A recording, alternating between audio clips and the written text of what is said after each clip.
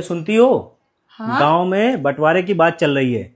तो अच्छा। सारे भाइयों ने अपना अपना हिस्सा अलग करने के लिए बोल दिया है। और आपने क्या बोला? अरे जब सब ले रहे हैं तो हम क्यों छोड़ेंगे। मैंने भी बोल दिया मुझे मेरा हिस्सा चाहिए और अम्मा बाबूजी का हिस्सा लगेगा अलग।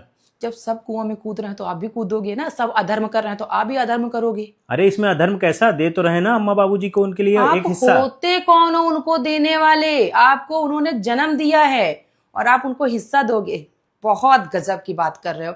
शायद इसीलिए कहते हैं ना कि पूत कपूत, आप लोग कपूत ही हो। आज के जो समाज है ना,